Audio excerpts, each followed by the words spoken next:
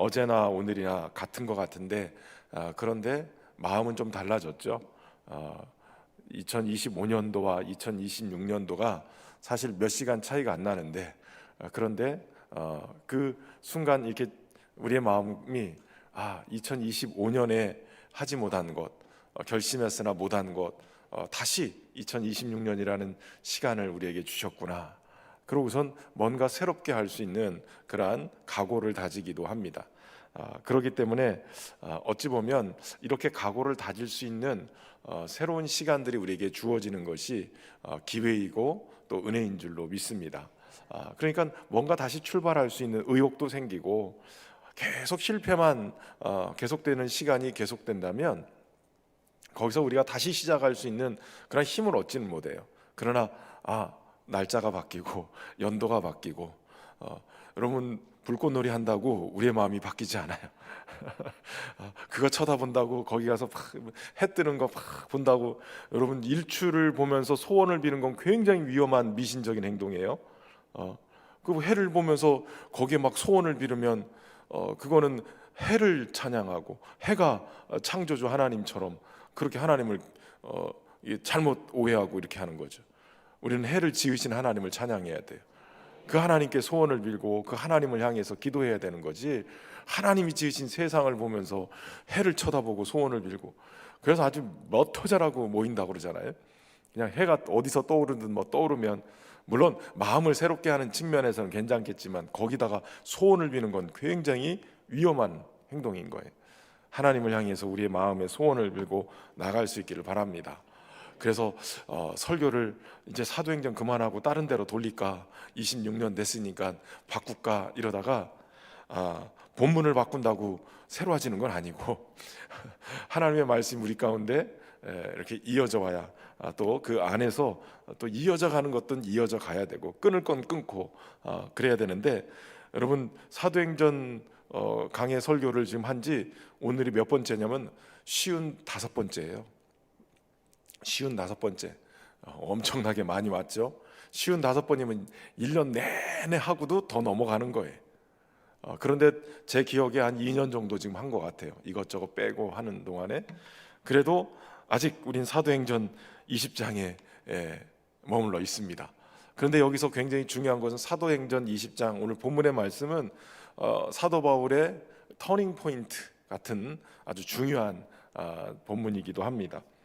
지난주에 2025년도 1년 전에 우리가 살펴봤던 지난주 본문을 보면 사도 바울이 에베소에서 열심히 사역을 하다가 소요가 일어나는 바람에 그 2년간의 사역을 정리하고 다시 이렇게 마게도냐 지역으로 이렇게 돌아서 아가야 지역을 방문하면서 그곳에서 교회들을 권면하면서 굳게 세우는 역할들을 합니다.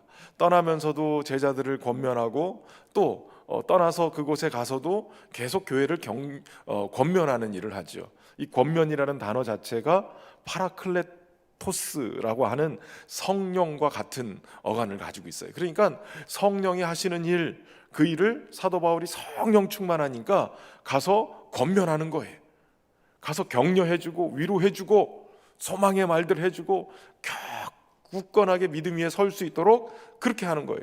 여러분, 성령 충만한 성령의 사람들은 말부터 바뀌어요. 여러분, 말이 바뀌어야 돼요. 말이. 믿는 자들은 말이 바뀌어야 돼요.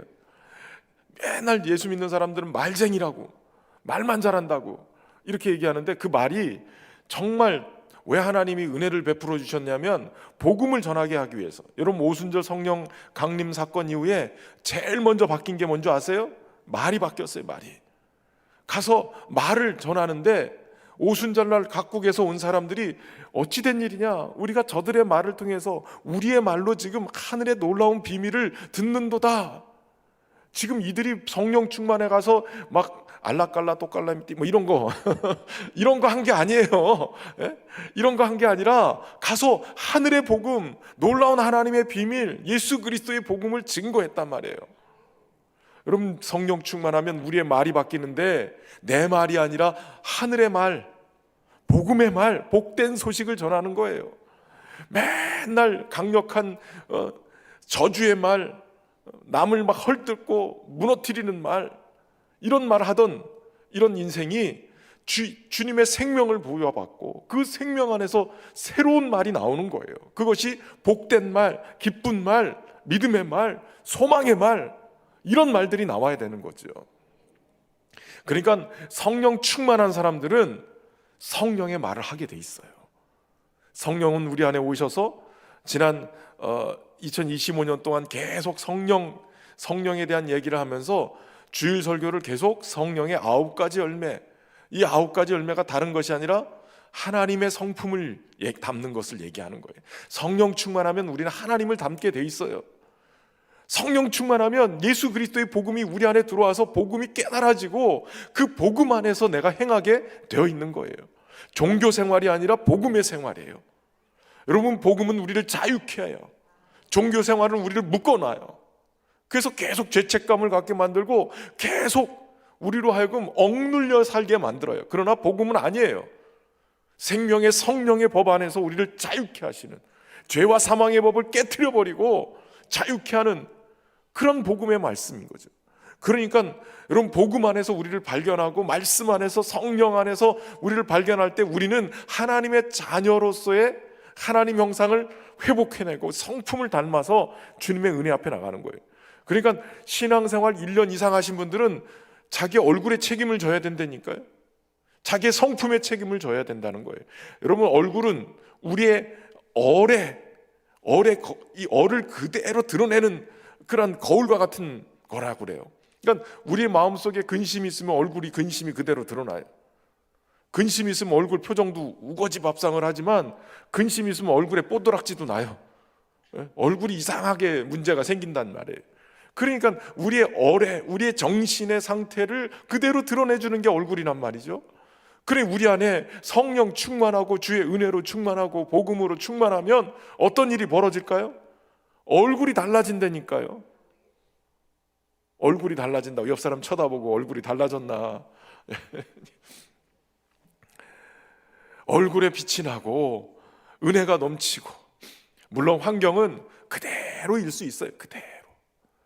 옛날 한 연예인이 간증하는 걸 들었어요. 남편이 하도 사업하다가, 남편도 연예인인데 탤런트 둘인데, 그런데 이 맨날 사업하다가 망하는 거예요. 그래서 도저히 안 되겠어서 기도원을 들어갔대요. 기도원을 들어가서 막 기도하고 막 한참을 하는데 하나님이 내 기도를 들어주셨겠지, 뭐 응답을 주시겠지. 아무래도 응답을 안 주시더라는 거예요. 그러니까 응답을 안 주시고 하다 도저히 안 돼가지고선 포기를 하고 기도원을 쫙 내려가는데 그때 깨달음을 주시더라는 거예요. 환경이 안 바뀌면 내가 바뀌면 되는구나. 환경은 그대로여도 하나님, 저거 부도 난 거 이거 어떻게 해결해 주십시오, 이거 해결해 주십시오, 막 기도했는데 이건 하나도 안 들어주시더라는 거예요. 어떤 결과가 나타나질 않더라는 거예요. 그런데 기도원을 내려가는데 깨닫게 하시는 게 바로 그거였다는 거예요. 안 바뀌면 내가 바뀌면 되는구나. 하나님이 나를 변화시키고 깨닫게 하신 대로 내가 가면 되는구나. 믿음의 사람으로 확 내려가니까 환경을 대하는 태도가 달라지는 거예요. 여러분, 믿는 사람들은 환경을 대하는 태도가 달라져요. 보는 눈이 달라지는 거예요. 그러니까 얼굴이 바뀌는 것은 말이 바뀌는 거예요. 말이. 여러분, 사람은 그 말을 통해서 자기 인생의 집을 짓는다고 그래요. 내 말이 씨가 된다는 얘기 있잖아요. 말 그대로 내가 어떤 말을 뱉느냐에 따라서 내 인생에 어떻게 펼쳐지는지 그 조감도가 보이는 거예요. 조감도가. 내 인생의 그림을, 설계도를 만드는 거예요. 그러니까 맨날 죽은 자가 돼서, 사망에 묶인 자, 마귀에게 사로잡힌 자가 돼서 계속 저주스러운 말 하잖아요. 저주스러운.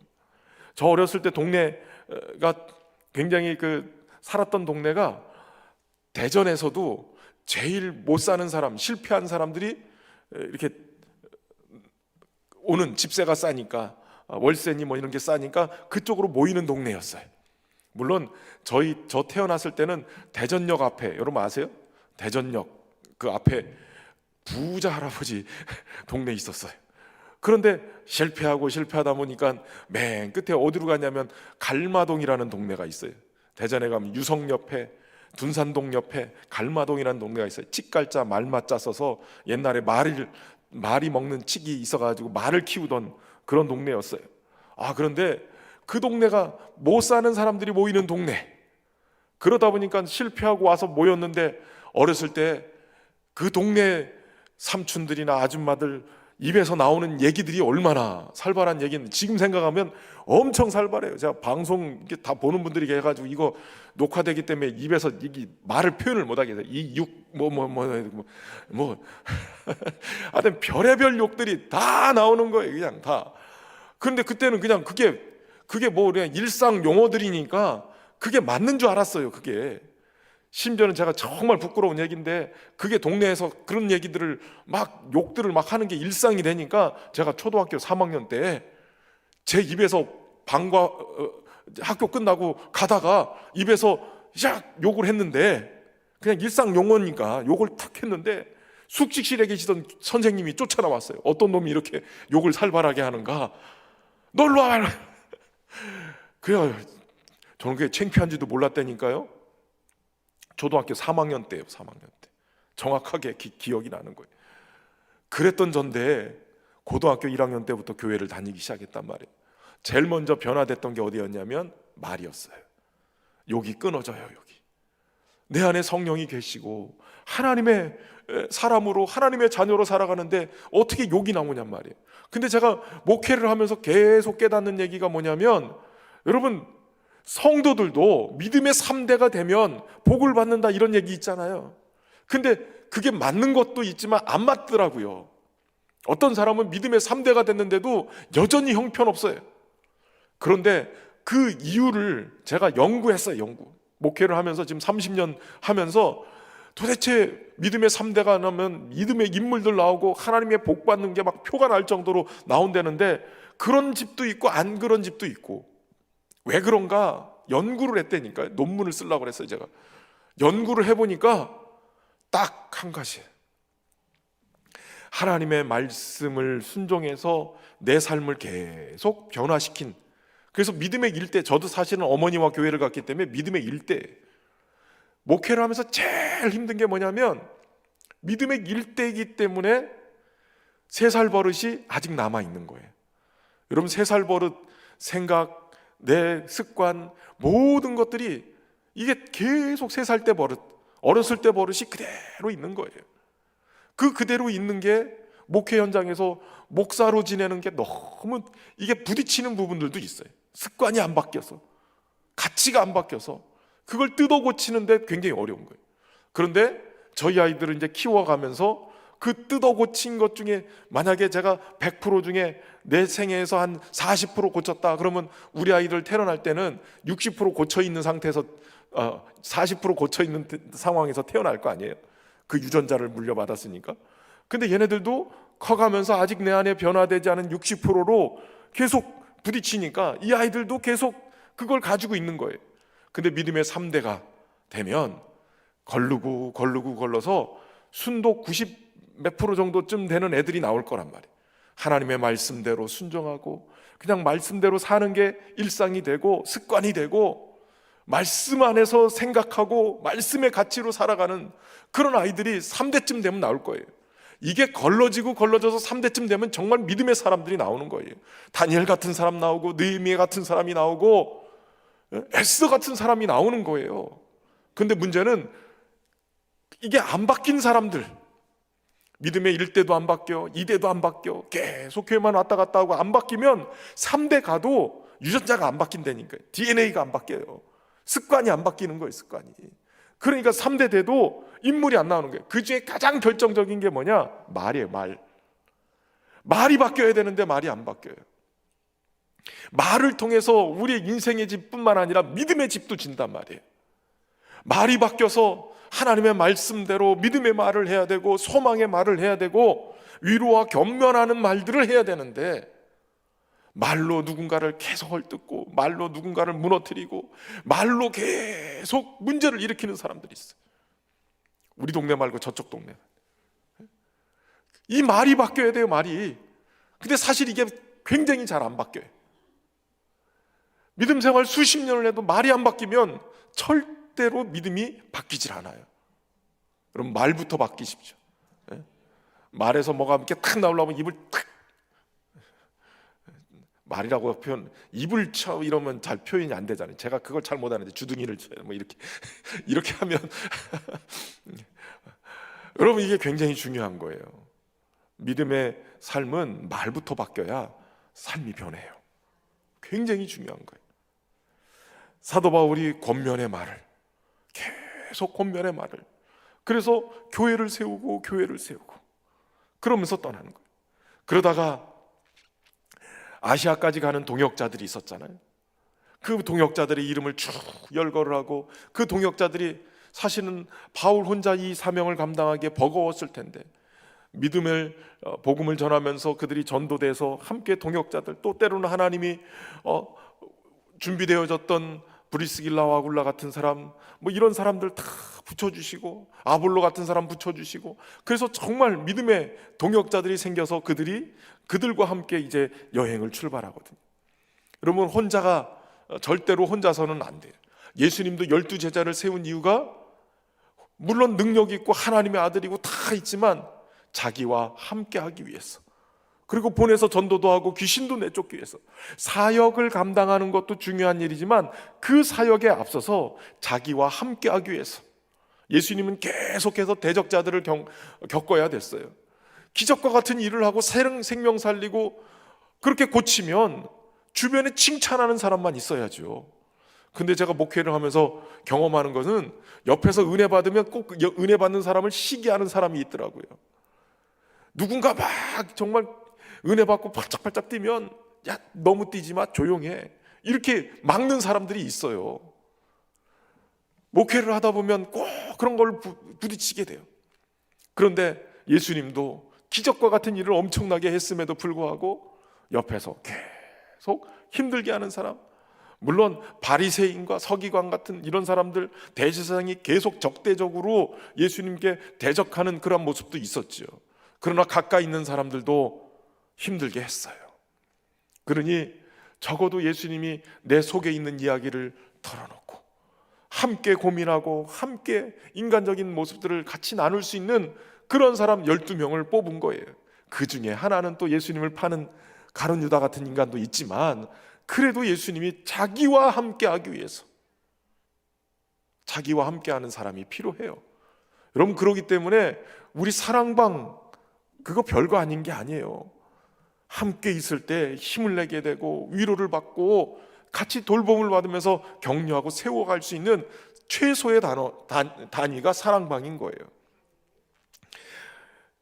가끔은 가나안 교인들 교회 안 나가고 그렇게 하는데 혼자 신앙생활을 아무리 잘해도 그렇게 잘 되지 않아요. 물론 교회도 문제가 있어요. 사랑방에 내가 원하지 않고 자꾸 부딪히는 사람도 있고 그래요. 제가 여러 번 말씀드리지만 신대원 동기들 모임을 딱 졸업하면서 만들었는데, 형제가 연합하여 동거하며 어찌 그리 선하고 아름다운 거, 그래서 형선해 이렇게 졌는데 지방신학교에서 다 올라온 친구들이, 같은 나이 또래들이 다 모였단 말이에요. 10명이 다 모여가지고 그 모임을 하는데, 이거 한 10년쯤 되니까 이제 결혼들을 다 하고 자녀들 다 낳고 이러는데도 이게 지방색이 다르고 인간이 다르니까 부딪히는 게 이게 쉽지 않더라고요. 1년에 한 서너 번 모이는데 부딪히는 게, 쟤는 왜 이렇게 저렇게 잘난 척해? 왜 쟤는 왜 저 모양이야? 이런 게 느껴지는 거예요. 이게 쉽지 않아요. 그런데 어느 날 우리 친구 목사가 하나가 그 얘기를 하는 거예요. 나 여기 이제 그만할란다. 도대체 저 인간 못 참겠다. 그런데 그 친구가 얘기하는 거예요.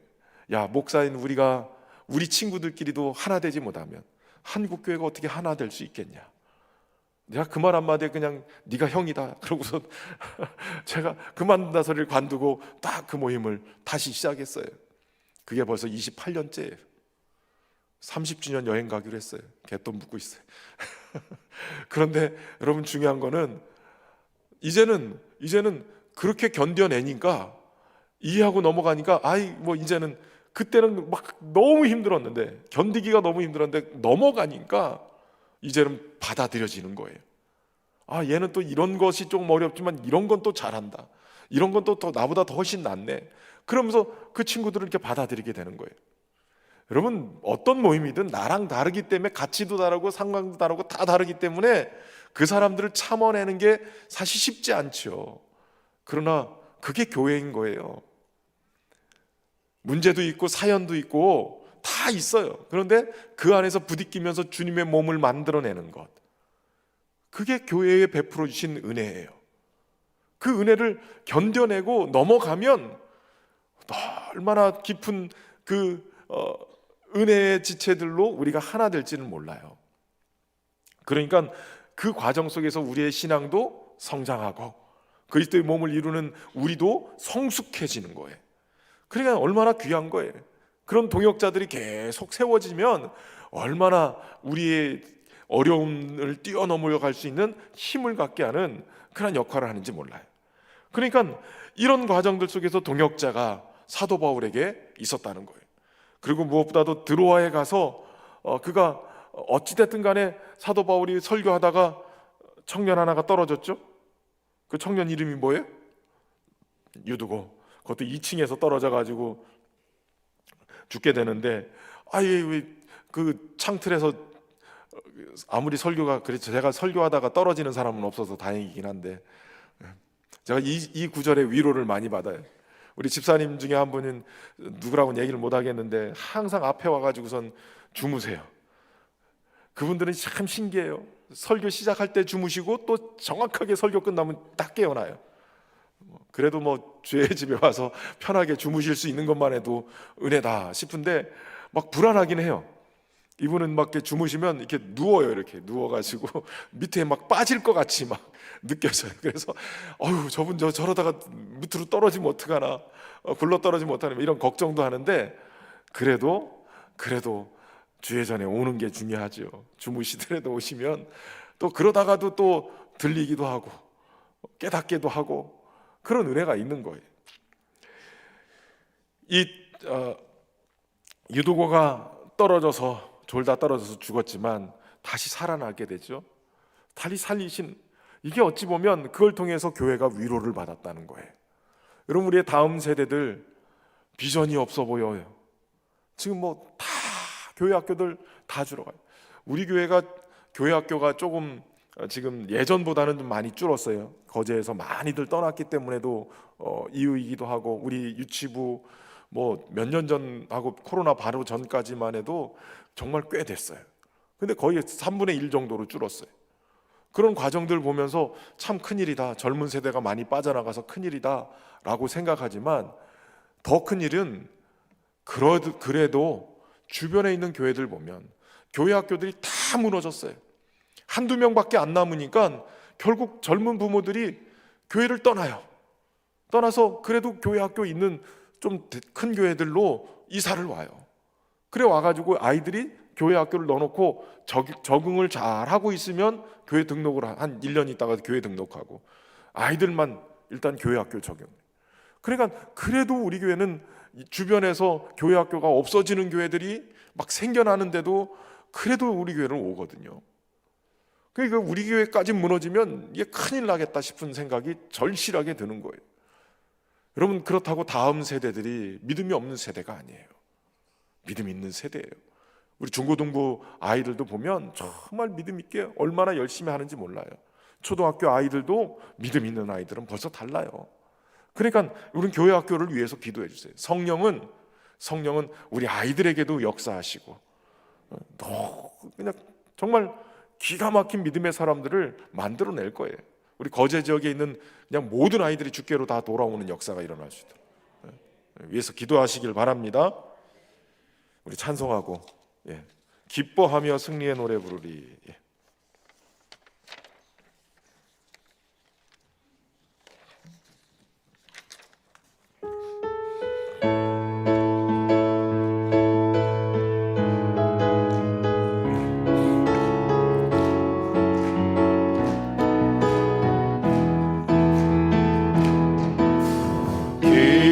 기뻐하며 승리의 노래 부르리. 그의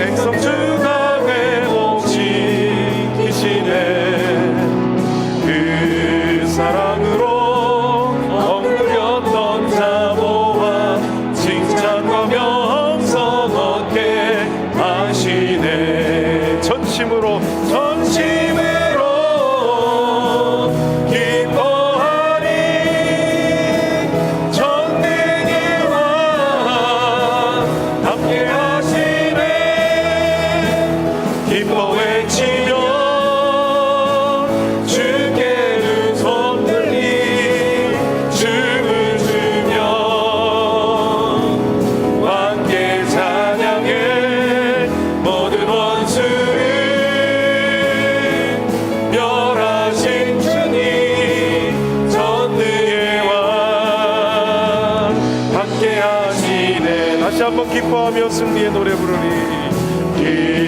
기뻐하며 승리의 노래 부르리. 그 백성 주가 회복시키시네. 그 사랑으로 어울려 더 자모한 칭찬과 영성 얻게 하시네. 전심으로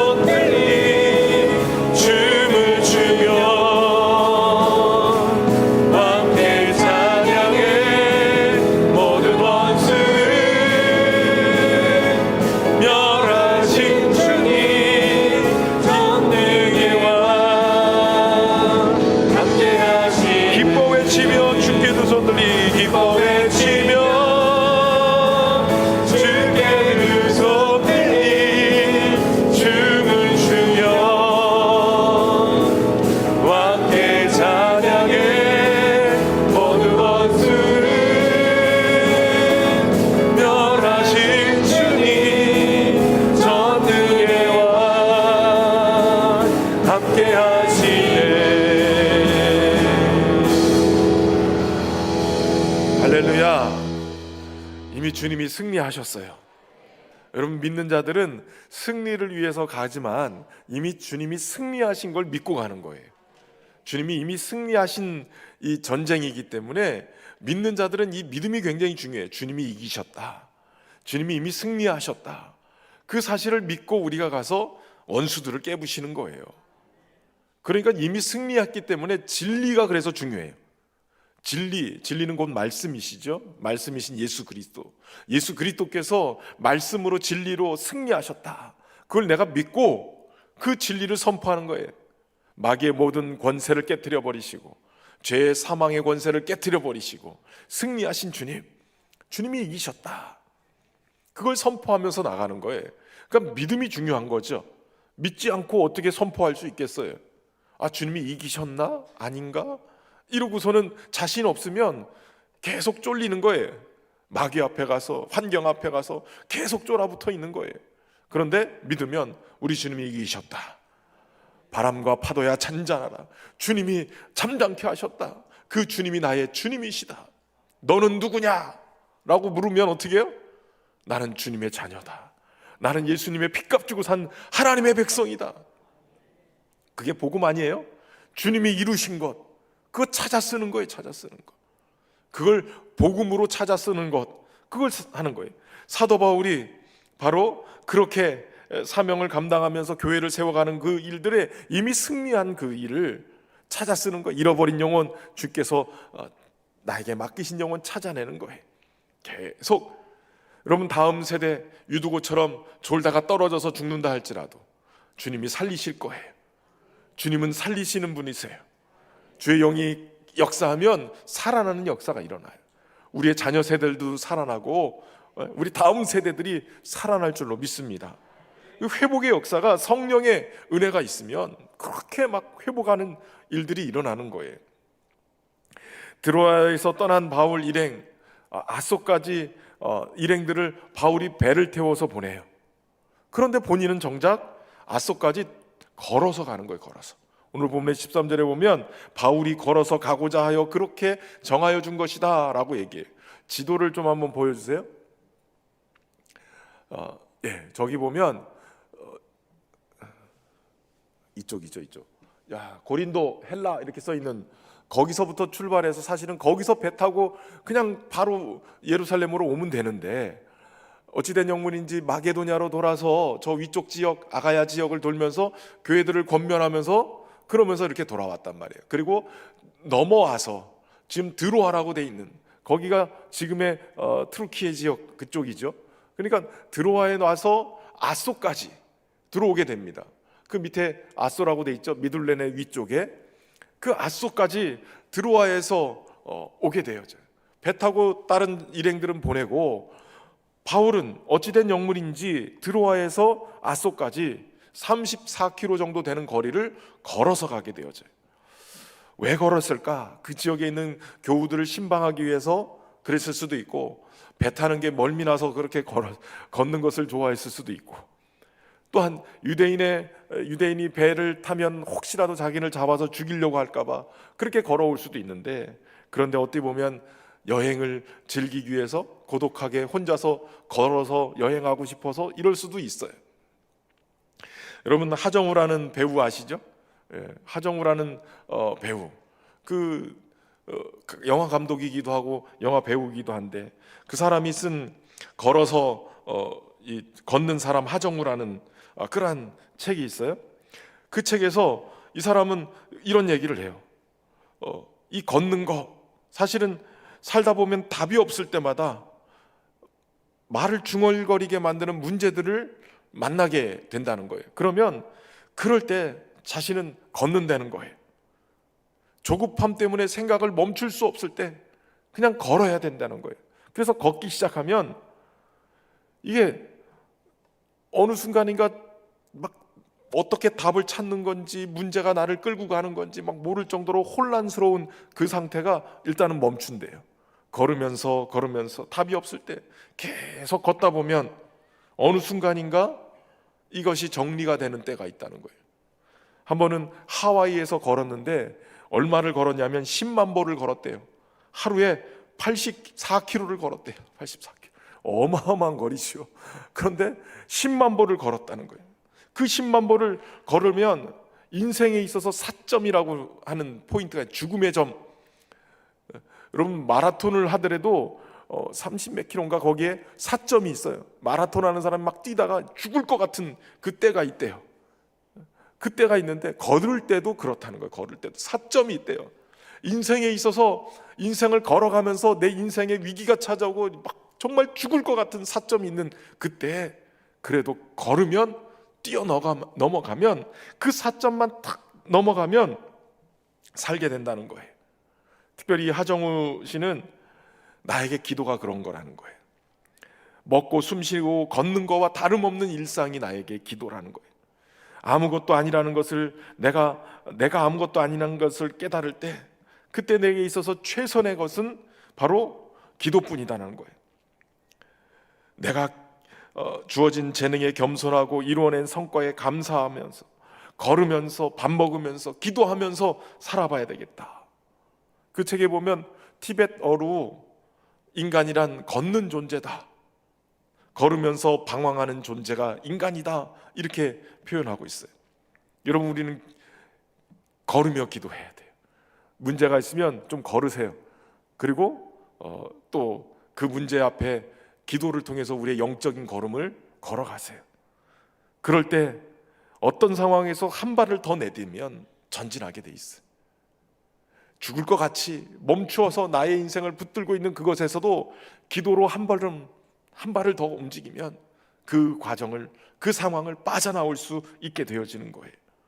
아마도 바울이 그러지 않았을까, 그런 생각이 들어요. 왜냐하면 그 뒤에 그가 여러 군데를 거쳐서 이제 밀레도까지 가게 되죠. 배를 타고 함께 일행들과 함께 그 뒤로 계속 배를 타고 에베소를 그냥 지나가기로 마음먹고 밀레도에 도착해서, 에베소는 사실은 그 바로 좀 전까지 우리가 살펴본 대로 에베소에서 2년 넘게 사역을 하면서, 그러면서 에베소 교회를 막 다독거렸단 말이에요. 그런데 거기에서 에베소에서 밀레도에서 이 에베소까지 거리가 한 48km 정도 떨어졌는데, 거기를 마음 먹고 들리기로 하면 그만큼 정성을 다해서 막 애쓰고 했던 교회였기 때문에, 자기가 지금 예루살렘으로 갔을 때 뒤에 부분에 나오지만 환난과 결박이 나를 기다리고 있다, 내 인생이 마지막 될 수 있다, 이렇게 생각했을 때 에베소 교회 성도들이 얼마나 보고 싶었을까, 그런 생각이 드는 거예요. 내가 이제 어떻게 될지 모르는 그런 상황이라면 바울 입장에서는 어떻게든 에베소 교회 근처니까 거기라도 들렸다가 갔으면 좋겠다. 물론 48km니까 이게 하루에 갈 수 있는 거리는 아닐 수도 있어요. 그러니까 어쨌든 갔다가 좀 둘러보고 이렇게 같이 하면 좋을 텐데 그러지 못하니까 바울 일행이 밀레도에 있으면서 에베소에 사람을 보내서 에베소에 있는 장로님들을 초청해서 마지막 그래도 얼굴을 보게 되어지는 거예요.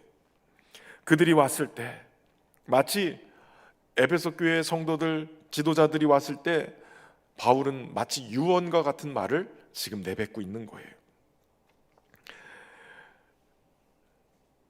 그들에게 바울은 18절에 이렇게 얘기하죠. 아시아에 들어온 첫날부터 지금까지 내가 항상 여러분 가운데 어떻게 행하였는지 여러분도 아는 바니. 이미 바울의 저 시작부터 지금까지의 사역을 다 알고 있는 사람이에요. 바울이 지금 자신의 사역을 뭐라고 표현하고 있냐면 모든 겸손과 눈물이다. 모든 겸손과 눈물이었다. 최대한 자신을 낮추고 섬기면서 그리고 눈물이 마르지 않았다는 거예요. 성도들을 바라보면서. 저는 바울의 이 모습을 보면서 목회자가 가져야 될 소양이 뭔가, 지도자들이 가져야 될, 특별히 사랑방자이든 지도자들이, 교사들이 가져야 될 것이 뭔가, 그거예요. 겸손히 섬기고 그리고 눈물인 거예요. 눈물을, 사랑만 눈물의 씨앗이 아니라 여러분 눈물을 통해서 사랑방을 위해서 심을 때 그 눈물의 결실이 분명히 있어요. 정말 계속된 그 열매들이 어느 순간인가 답하게 되고. 오늘 한 분이 그러시더라고요. 사랑방 식구들, 안 나오는 식구들 계속 문자를 보내는데 한 번도 대답을 안 하고 1년 넘게 대답도 안 하고 이러더니 나중에 대답이, 문자를 매주 보내는데도 한 번도 대답을 안 해.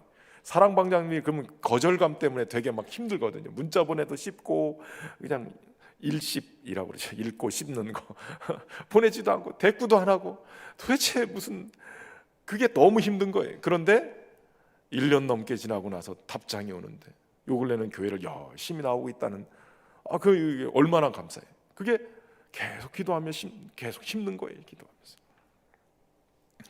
눈물과 겸손으로 그 일들을 감당해냈는데 유대인의 관계로 말미암아서 시험을 참고 주를 섬긴 것, 유익한 것은 어찌겠든 간에 꺼리낌 없이 전하여서 가르친 것, 그리고 하나님께 대한 회개와 예수 그리스도에 대한 믿음을 계속 증언한 것, 겸손과 눈물로 이 일을 감당해 왔다라고 지금 사도 바울은 얘기하고 있어요. 사실 이 모든 일이 눈물 아니면 감당할 수 없는 일이죠. 은혜로 눈물이 흐르기도 하지만 정말 힘들고 어려워서 눈물을 막 흘릴 때도 있어요. 그런데 주님이 그 눈물을 다 보고 계시다니까요. 하나님 어째 우리 사랑방은 이 모양 이 꼴입니까? 왜 이렇게 맨날 힘들고 어렵습니까? 제가 아는 청북교회 구역장은 1년 내내 원거리라고 해서 청북교회에서 제일 먼 지역, 그런데 거기 그나마 먼 지역을 원거리로 해서 거기도 한 5구역 묶여 있거든요. 근데 1구역장이 그나마 가까운 그 내수 지역이라는 동네를 신방을 하는데 구역 예배가 안 돼요. 30분 이상을 가야 돼요. 계속 여기서 통영까지 가야 한 가정이 있고 또 한 가정이 있고. 근데 1년 내내 구역 예배를 2명 이상 드려본 적이 없는 거예요. 혼자 드릴 때도 너무 많고 계속 눈물을 흘리는 거예요. 눈물. 그러면 그럼에도 불구하고 그 일들을 계속 감당해내는 거예요. 여러분, 주님이 그걸 기억하고 계시고 위하여서 기도하고, 사실 사도 바울은 자랑할 게 많은 사람이죠. 출생도 학벌도 열정도 다른 누구보다도 뒤처지지 않는 그러한 사람이에요. 예수님 만나고 나서 그런데 그는 이 모든 걸 다 배설물로 여긴다고 그랬어요. 그리스도를 아는 지식이 가장 고상하다. 그래서 바울의 자랑은 교회 위에서 자신을 군림하기 위해서 내가 사도네 이러면서 대우받으려고 하는 게 아니라 겸손하게 낮아졌어요. 주님만 높여지고 내가 낮아지면 주님이 높아지는 거예요. 여러분, 경배는 우리가 경배와 찬양할 때 이 경배는 내가 낮아지는 거예요. 낮아지는. 하나님 앞에 절하는 거예요. 나를 낮춤으로 주님을 높여드리는 거예요. 찬양은 주님을 높여드리는 거예요. 주님을. 그러나 경배는 나를 낮춤으로 주님을 높여드리는 거예요. 주님 앞에 엎드려 절할 때 주님, 내가 낮아짐으로 주님이 영광을 받으시옵소서. 겸손은 하나님을 높여드리는 행위예요. 하나님을 경외하는 거죠. 예수님을 만난 것, 하나님 나라에 갔다 오는데 3층전까지 갔다 왔다는 그런 고백도 해요. 내가 얼마든지 영적으로도 풍성하고 3층청도 내가 자랑할 수 있다. 그런데 바울은 떠들지 않았어요. 겸손하게 내려놓는 거예요. 오히려 자신을 만삭되지 못하여서 태어난 자도, 죄인 중에 괴수라고, 나는 지극히 작은 자라고 자신을 철저하게 낮췄어요. 눈물 날 일도 많고 여러 일도 많지만 그렇게 낮출 때 오직 주님만이 높임을 받고 주님만이 드러나게 된 거예요. 그걸 에베소 교회 장로님들은 알고 있는 거예요. 여러분들이 처음부터 나를 보지 않았느냐고. 여러분, 오늘 우리의 신앙 2026년도 첫 금요 성령 집회인데, 우리의 신앙, 내가 금요 성령 집회 나왔네, 이 자랑할 게 아니에요. 은혜로 주님 붙들고, 주님, 나도 사도 바울처럼 겸손으로 낮아지게 하시고 내 안에 눈물이 있게 해주십시오. 교회를 사랑하기 때문에, 주님을 사랑하기 때문에, 영혼을 사랑하기 때문에 주님, 말랐던 내 눈물이 터지게 해주십시오. 여러분, 은혜의 문이 열리려면 눈물이 터져야 돼요. 눈물이 터져야 은혜의 문이 활짝 열리고 기도의 문도 활짝 열리고, 예배의 주님의 임재도 눈물이 흘러야 주님의 임재가 느껴지는 거예요. 잃어버린 눈물을 다시 회복하실 수 있길 바랍니다. 물론 이제 호르몬 때문에 못 나오는 분들도 가끔 있어요. 그런데 주님의 은혜가 호르몬을 뛰어넘어서 오늘 우리와 함께 하실 줄로 믿습니다. 사도 바울은 자신의 뜻대로 움직이는 사람이 아니었어요. 기도하면서 철저하게 하나님의 뜻을 발견하고 하나님 뜻 안에서 움직이는 사람이었어요. 그 뜻을 발견하기 위해서 걸었을지도 모르겠어요. 그 뜻을 발견하기 위해서 발견했기 때문에 오순절이 이르기 전에 예루살렘으로 가야 되겠다는 결심을 했을지 몰라요. 그래서 에베소 교회를 가지 않냐고 거기에 지도자들을 초청해서 잠깐 만나고 오늘 이 만남을 하고 있는지 모르겠어요. 놀랍게도 사도 바울의 그 모든 결심과 걸음걸음은 성령의 인도하심이었어요. 사도 바울에게 모순된 것처럼 보이지만 두 가지 음성이 들려왔어요. 하나는 예루살렘으로 가라, 또 하나는 예루살렘에 가서 고난을 받으라 라는 거예요.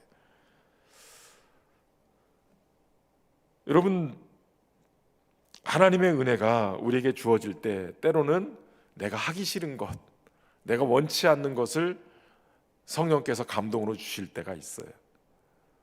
그런데 이게 내가 원치 않는 거지만, 내가 꺼리는 거지만 성령이 계속 감동을 주면 그거 순종하셔야 돼요.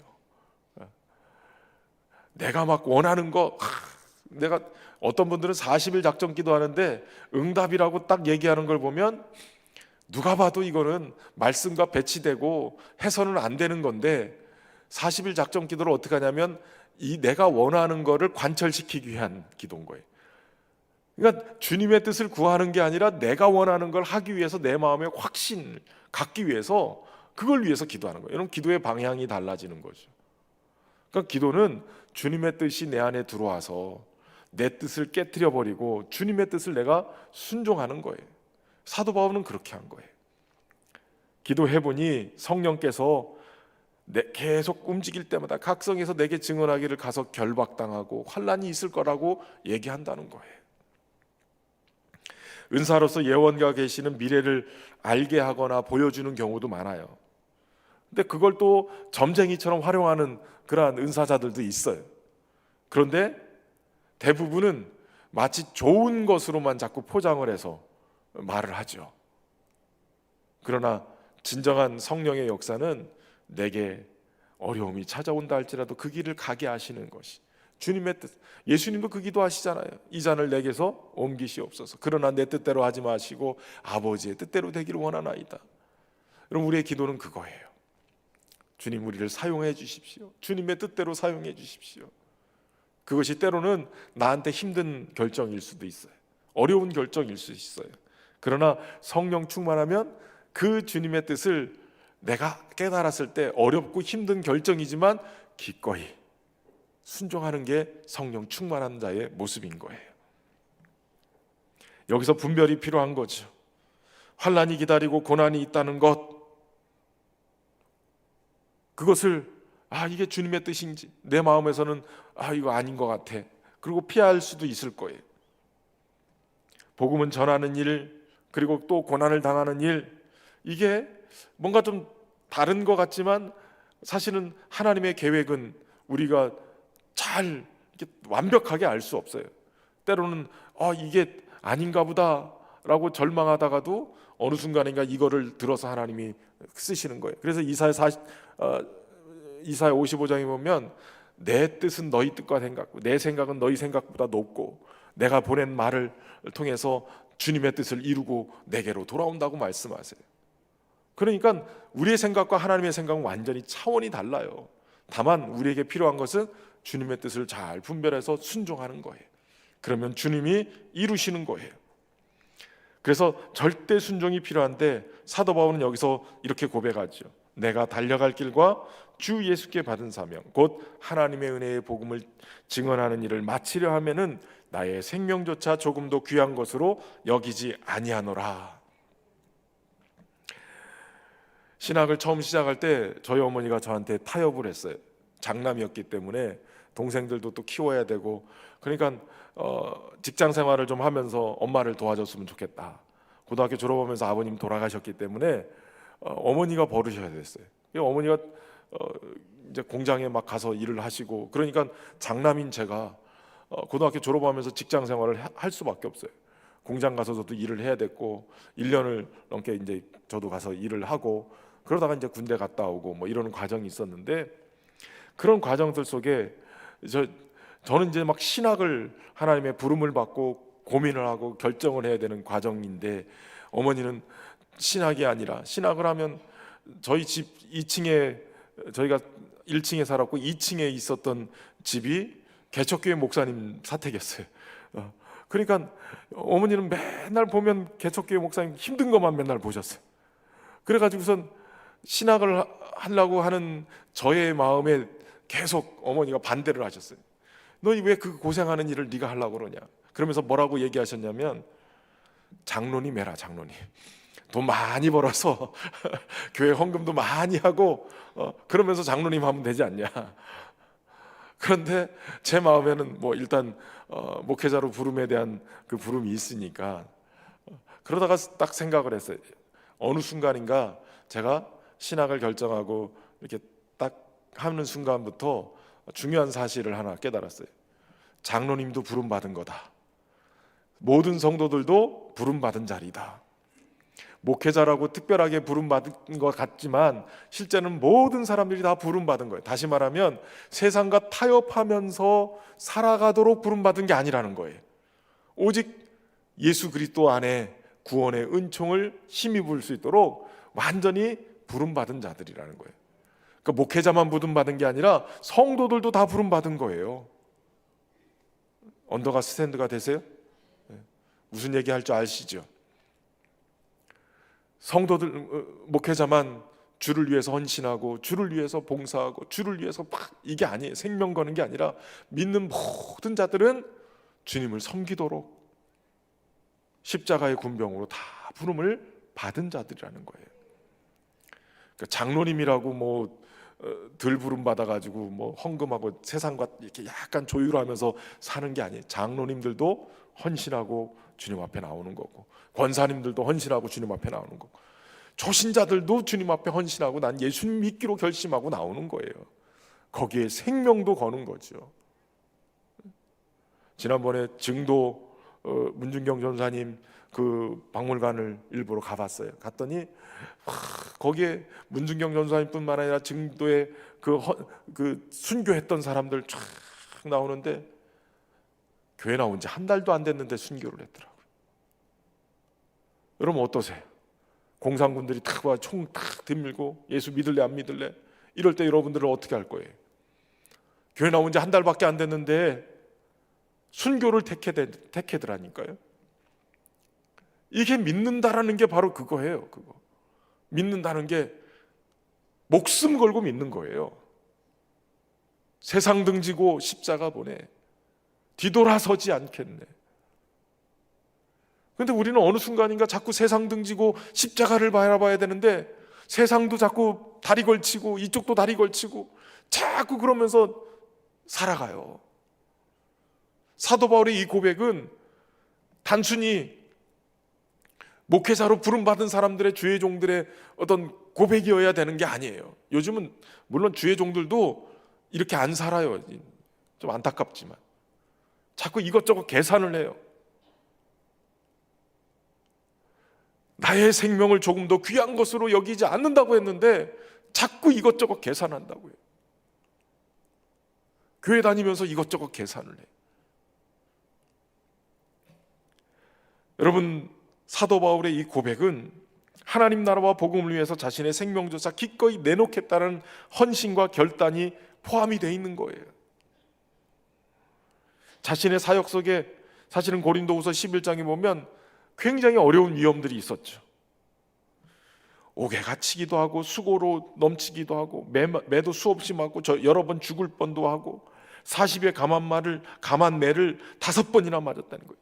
40에 하나 감한, 여러분 40에 하나를 왜 감한 줄 아세요? 40대가 넘어가면 죽기 때문에 40대에서 하나를 감해야 그나마 살아날 수 있는 그런 기회가 있기 때문에 40에 하나 감한매를 때린 거예요. 그러니까 거의 거반 죽을 정도까지 때렸다는 얘기. 이걸 5번이나 맞았다는 거예요.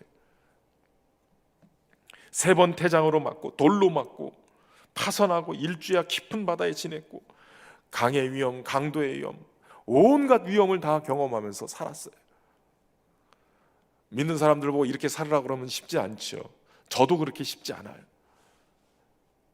사실 신영교회 이력서 쓸 때 거제를 이력서 쓰라고 그럴 때 거제, 청주에서 거제까지 뭐 말로는 은혜롭게 내가 일주일만 기도해보고 결정할게 이렇게 했는데, 기도할 때 야, 너 맨날 찬송가 부름받아 나서니 몸 어디든지 가오리다 이 찬송 불러놓고 왜 거제도, 사실은 거제도 제가 청주에 있을 때요, 담임 목사님과 우리 부교역자들 낚시하러 여러 번 왔었어요. 목회자 수련회, 청복교회는 목회자 수련회 다른 거 없거든요. 낚시하러 온 거예요. 낚시하러.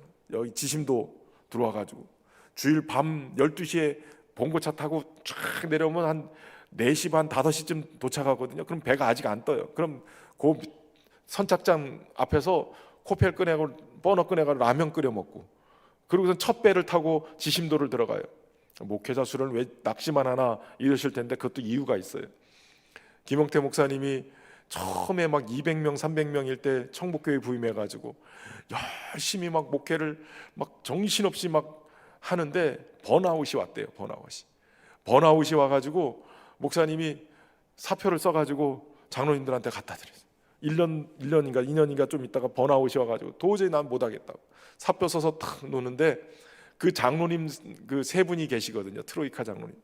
그 장로님 중에 한 분이 목사님 이거 쓸데없이 이런 거 내지 말고 한 달만 나 따라서 오십시오. 그러더니 그 장로님이 그냥 목회 현장에서 딱 불러내가지고 저 옥천 저 위쪽에 금강 저 위쪽에 가서 강낚시를 가르치시더래.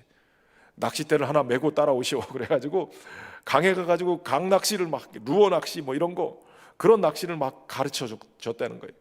목사님 힘들면 그냥 그것 때문에 스트레스 받고 힘들고 하지 말고 낚시하러 오십시오.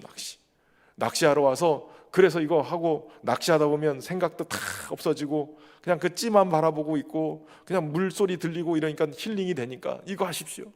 그래가지고 그때 한 달 장로님하고 낚시 다니다가 목사님이 다시 힘을 얻고, 그러고선 청국교회가 200명이던 게 5,000명을까지 만들어 놓은 거예요. 그래서 저희도 부목사 때 목사님이 조금 이렇게 막 이것저것 복잡하고 이러면 부목사들이 옆에서 이렇게 조금 목사님 날씨가 이제 비도 오고 이제 물도 좀 가라앉고 이제 정리가 된 것 같은 요때쯤 되면 강낚시 될 것 같습니다. 그러면 밤 10시에 교역자 회의 끝나면 그래 가자. 그러면 밤 12시에 출발해요. 그러고 가서 2박 3일 내내 낚시만 하는 거예요. 다른 거 없어요. 그냥 낚시만 하는 거예요. 그러면 부교역자들도 그 낚시하면서 풀어져요. 그냥 라면 끓여 먹고 팬티바람에 라면 끓여 먹고 이래도 그냥 그게 다 위로가 되고 힘이 됐어요. 그리고 또 목회 현장 와서 막 정신없이 목회하고. 제가 그래서 거제도를 그래서 온 거라니까요. 지심도 와서 낚시 제일 못해가지고 라면만 몇 끼를 먹었나 몰라요. 생선 잡으면 회 처먹으려고 회칼하고 고추장만 가져왔지 다른 양식을 안 가져와가지고 라면만 몇 끼를 먹었는지 몰라요. 그런 지심도 왔던 그 거제도인데, 거제도에서 이력서를 내라고 그러니까 제가 이 거제도까지? 저 밑에까지? 이런 생각이 드는 거예요. 그런데 하나님이 야, 아골골짝 빈들에도 어디든지 부르면 간다고 해놓고 거제도라고 안 가냐? 그래서 제가 이력서를 썼어요. 그 말에 순종하면서. 그런데 또 신현교회에 이렇게 올 줄 몰랐죠. 그리고 또 중요한 거는 신현교회가 어떤 교회인지를 몰랐어요.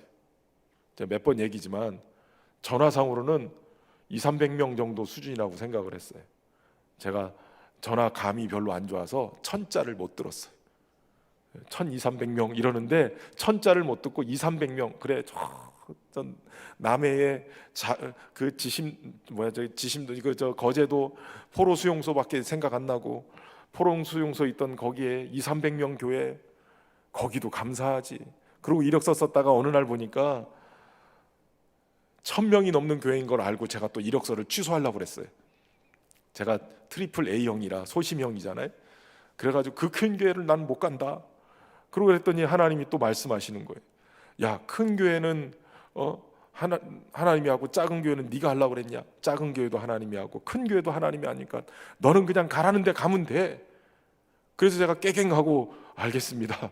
1000명이 넘어도 그냥 하나님 가라고 그러면 가겠습니다. 그러고선 이력서 쓰고 그 마음으로 왔더니 하나님이 거제에서 제일 좋은 교회로 보내주신 거잖아요. 동의 안 하세요? 거제에서뿐만 아니라 저는 여기 우리나라에서 제일 좋은 교회 같아요. 신현교회 온 게 정말 하나님 앞에 순종한 결과이고, 어떻게 보면 하나님 베풀어 주신 은혜라고 생각을 해요.